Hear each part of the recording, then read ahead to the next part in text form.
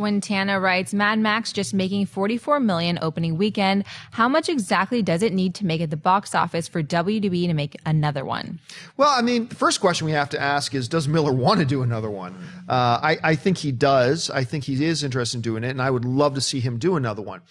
Mad Max I think we all understand, Mad Max has to be profitable, first of all. First and foremost, it's got to be profitable for them to turn on the green light to do another one. Because this was one of those movies where it didn't end, where you just got to do another one. It ties everything up very nicely at the end if you need to. The movie cost $150 million to make. I'm going to go out on a ledge and say they probably spent about $50 million on marketing. That's a guess, but that from seeing how much marketing I've seen, my guess is going to be around $50 million, which brings you up to about $200 million. The share of the box office in North America is roughly 1/3 of the box office stays with theaters. That means you have to have a $300 million box office, because minus 1/3, that takes you down to 200. So to break even, it's got to make $300 million bucks.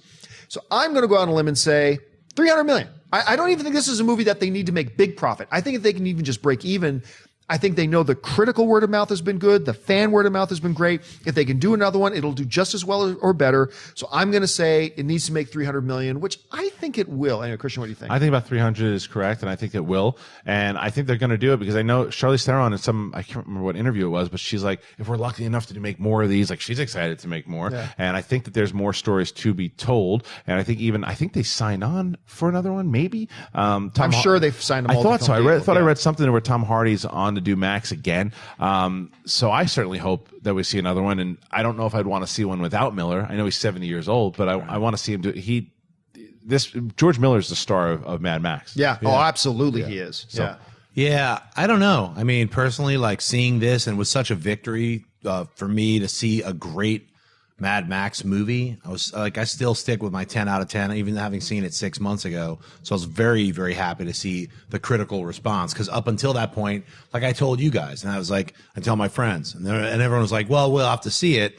And most of my friends are like, it was incredible. So it was like, I'm happy that they had the same kind of feeling and experience that I had. When it comes to money, I'd love it to make money for the studio. That's important, so that they feel, vindicated, like, hey, we took a chance on this property that was 30 years old. They can't obviously wait 30 more years, because that means Miller will be 100 years old. Right. But they're going to have to jump on it sooner than later. I know that WB is courting Miller to come back to Justice League.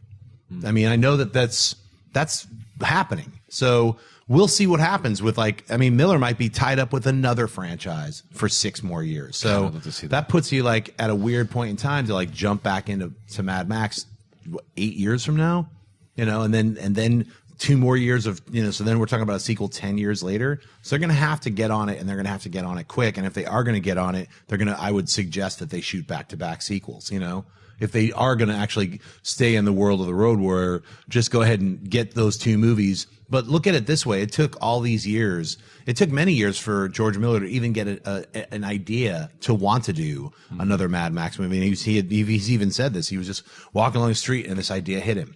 And then him and this guy, Brendan McCarthy, who's a well-known comic book artist who also worked with George previously on other projects, spent all this time storyboarding the ideas. So basically they were working from not even a finished script, but this giant, massive amount of amazing storyboards, So that kind of thing takes so much time that then to just jump into a sequel without all that origin building, birthing process.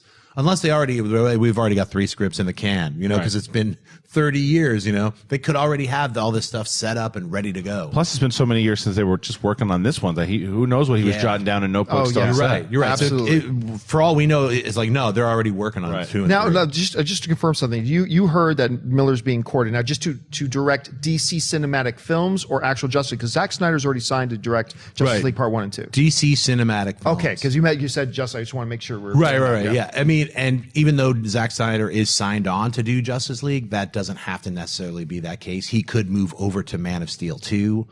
Right.